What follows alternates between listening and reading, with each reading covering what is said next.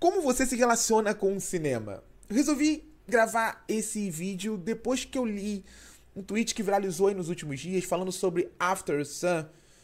E o tweet é esse aqui: After Sun não tem a menor graça para quem teve pai presente. E esse tweet viralizou com um olhar. Eu não vou discutir o olhar do autor do tweet, assim, a questão aqui do vídeo não é essa, mas é como esse olhar ele sugere que a nossa relação com o cinema nos últimos anos, ou para muitos, tem se tornado um tanto passiva. Quer dizer, eu só vou me reconhecer nessa história, eu só vou sentir algo por essa história se aquele personagem ele dialogar comigo, ou se eu dialogar com os dilemas e os conflitos das personagens. E eu acho que esse é um olhar muito limitante, porque, como eu disse, ele é um olhar que sugere passividade. Eu estou assistindo algo e eu quero que aquele algo converse comigo, não o contrário. Eu acho que o cinema, além de ser um dispositivo, sabe, voyeurístico, né? Uma janela para a intimidade, para vidas de outros personagens, mesmo que dentro da ficção, o cinema é também um instrumento extremamente empático. E eu acho que no momento em que a gente assume, sabe, esse distanciamento, essa passividade na relação com o filme, a gente está deixando de exercer a empatia. Ainda mais em filmes, por exemplo, como After Sun, que conta a história de uma jovem, uma diretora, na verdade, que está tentando revisitar um período nebuloso da sua história, uma viagem ao lado do pai, algo a partir dali aconteceu, a gente não sabe o que, e a gente revisita as memórias dessa menina que só queria ter um final de semana, uma semana feliz ao lado do pai, e ela, na cabeça dela, estava tendo, mas do outro lado existia um homem angustiado, um homem, sabe, consumido por algo, por um vazio, pela solidão, por pressões, imposições, a gente não sabe, e é através dos olhos dessa criança que a gente tenta entender. Então o filme ele já sugere isso, sabe? É uma mulher tentando entender o pai, agora com a mentalidade madura, e é o público tentando entender o que está acontecendo. No momento que você entra num filme desse e você adota esse distanciamento, você, de fato, não vai se conectar em momento algum com o filme.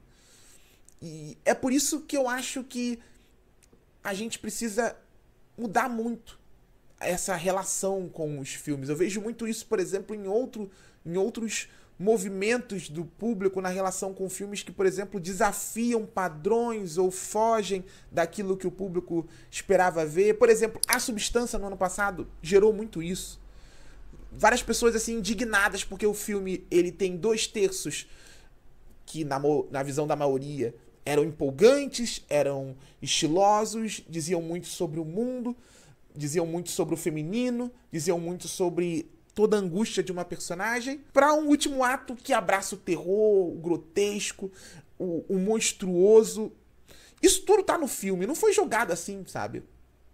Claramente a diretora Coralie Farjat, ela estabelece tudo isso ao longo da trama. Só que no final, ela assume o elemento mais fascinante do horror, do cinema fantástico, que é essa brutalidade visual, que é a frontalidade. E aí o público simplesmente, muita gente, eu não vou generalizar, mas muita gente rompeu com o filme, porque o filme ele passou a ser uma experiência. Ele tirou o público dessa zona passiva. E por isso se tornou desconfortável, ou até, assim, digno de raiva, de ódio, de repulsa. E eu acho que isso tudo, tanto esse tweet sobre After Sun como essa reação à substância, eles partem de um mesmo ponto. Essa certeza que a gente vai ver um filme, que a gente vai encontrar no filme aquilo que a gente quer encontrar no filme.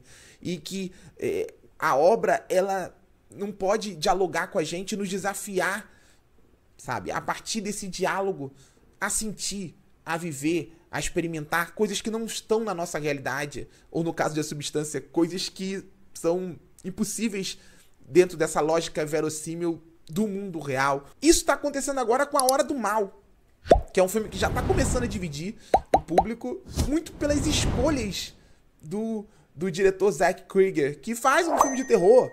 E eu vou falar sobre A Hora do Mal mais à frente, mas eu quero falar especificamente sobre esse tema hoje. Ele faz um filme de terror que abraça a imprevisibilidade nas escolhas narrativas, ao ir por caminhos que não necessariamente a maioria dos filmes de terror vão. Já tem gente falando que não é terror, ou que é muito mais do que terror, enfim.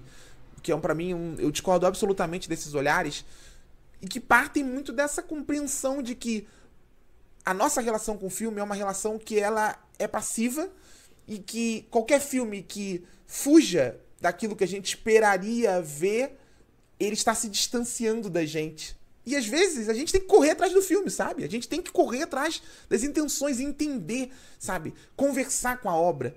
Por que ele está seguindo esse caminho? Qual é a intenção do diretor?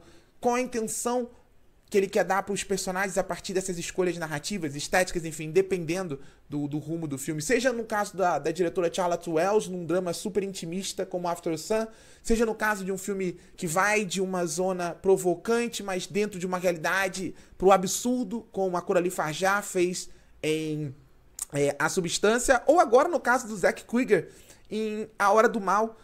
Todos esses três filmes são exemplos para mim de obras que querem tirar o espectador dessa zona de inércia, dessa zona de passividade. E por isso geram reações muito extremas, porque muita gente vai pro cinema e não quer simplesmente dialogar com o filme, não quer simplesmente, sabe, reagir ao filme em nível algum. Vou pra me divertir, quero me divertir. Vou pra ver um drama, quero chorar. Vou pra ver uma comédia, quero rir.